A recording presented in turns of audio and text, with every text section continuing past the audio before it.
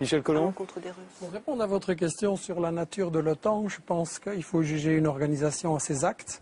Et donc, il faut voir si vraiment il réalise les objectifs de la démocratie qu'on nous annonce dans sa propagande.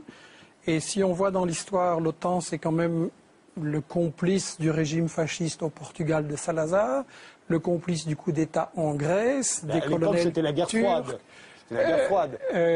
Le fascisme comme excuse pour la guerre froide ou la guerre froide comme excuse pour le fascisme, je regrette.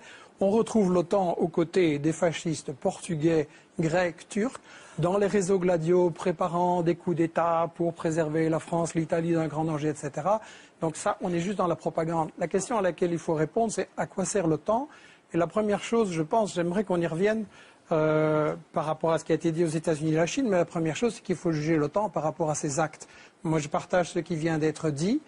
Les médias insistent toujours, lorsqu'une guerre est en préparation ou elle a lieu, sur ce pays-là à ce moment-là. On le présente d'une certaine manière, diabolisé, et on ne raconte jamais ce qui se passe après la guerre, quand l'OTAN a gagné. Et c'est ça qu'il faudrait regarder. En Yougoslavie, c'est une catastrophe. On a semé la haine partout. Les médicaments se vendent par plaquettes sur le trottoir. On a fait alliance avec la mafia. Le Kosovo est devenu la plaque tournante de tous les trafics. En Irak, où c'est pas l'OTAN officiellement, mais enfin bon, c'est la même chose. On a le pays est ramené à l'âge de la pierre. Il n'y a pas d'énergie. Il n'y a même pas d'essence pour les Irakiens. On assassine les scientifiques en masse. En Afghanistan, contrairement à la version anti-musulmane qui nous a été présentée, c'est une catastrophe, quoi. Karzai, l'employé du Nocal, de la multinationale US, règne sur quelques kilomètres carrés. Il a fait alliance avec des seigneurs de la drogue et le trafic de la drogue a explosé en Afghanistan à cause de la CIA et grâce à la CIA. Et en Afghanistan, on allait soi-disant libérer les femmes afghanes. Je m'excuse, Karzai a fait passer une loi qui fait qu'on peut marier une petite fille à 9 ans et que le viol conjugal est légitimé.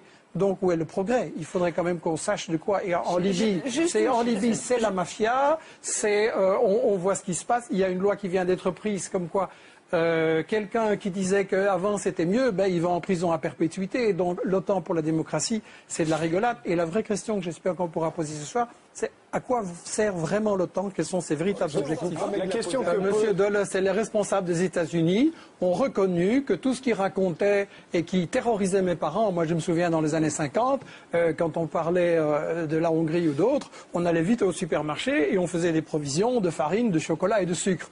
Et on a terrorisé la population européenne, les Russes vont vous attaquer, mais lisez simplement les déclarations de monsieur Dulles et des responsables des États-Unis, ils ont bien dit ils savaient qu'il n'y avait aucun danger, mais que c'était nécessaire pour des raisons stratégiques pour implanter l'OTAN comme moyen de domination de l'Europe. Et beaucoup de ces guerres ont évidemment pour effet collatéral, ou peut-être pour cause première, la nécessité d'obtenir des contrats de reconstruction pour des économies qui saturent chez elles. Ça me semble tout à fait évident, puisque dans nombre de ces conflits, la destruction des infrastructures civiles passe avant tout le reste. En Serbie, le cas est flagrant. On a détruit 9 blindés et pratiquement toutes les infrastructures civiles. 9 blindés. Michel Collomb.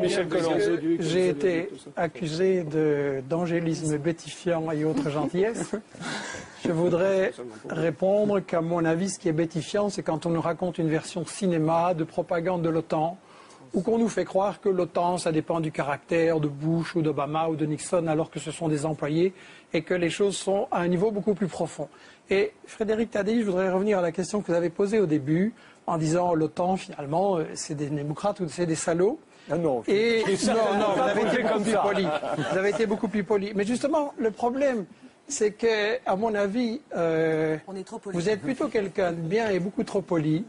Et je voudrais vous inviter, et un peu tout le monde en fait, à se mettre dans la place du salaud. Je veux dire que si on comprend l'OTAN, qui est un instrument de quelque chose, il faut se mettre à la place des salauds qui gèrent ce quelque chose. Et je suis d'accord sur un point, c'est que la guerre est au fond la continuation de l'économie. Et que pour comprendre à quoi sert l'OTAN, il faut comprendre dans quelle situation économique on est maintenant. Et donc, je crois qu'il faut faire le lien avec tous les mouvements sociaux qui se passent en Europe, en Grèce, en France, etc. Toute l'inquiétude au quotidien des gens, parce qu'au fond, c'est le même problème.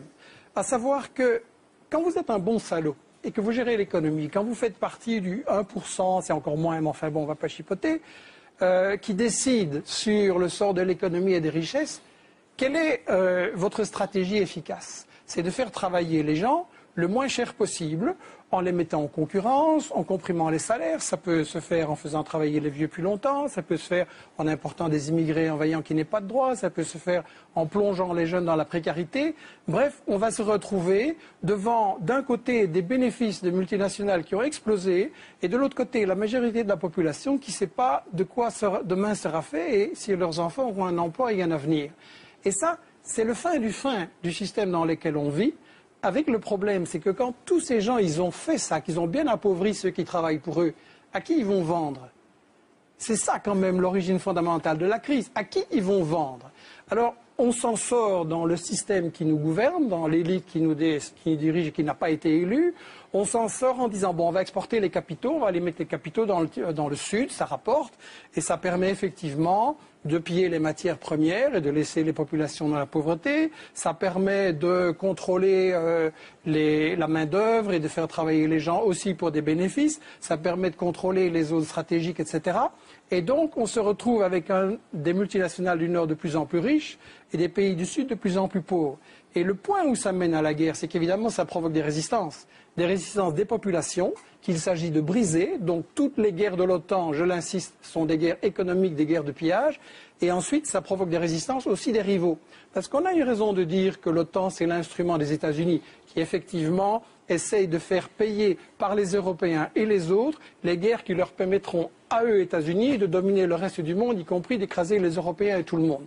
Et ce qu'on a essayé de faire avec ce livre, La stratégie du chaos dont vous avez parlé, c'est d'éclairer la dimension des États-Unis maintenant, qui est effectivement une stratégie globale pour dominer le monde, pour faire en sorte que l'Afrique, l'Amérique latine, ça c'est plus difficile, et l'Asie, leur restent soumises. Et effectivement, le problème des États-Unis maintenant, c'est que c'est une puissance économiquement et politiquement en déclin.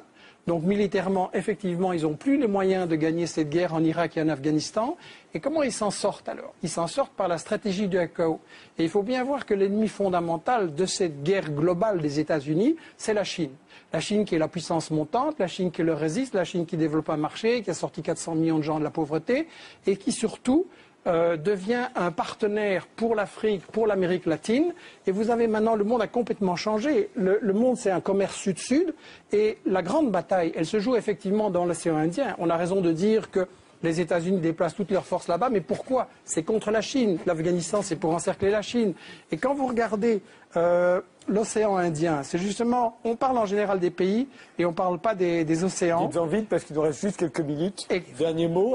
Quand vous regardez toutes les explosions de l'océan Indien, les États-Unis essayent de briser cette ligne sud-sud entre l'Afrique et la Chine pour isoler la Chine.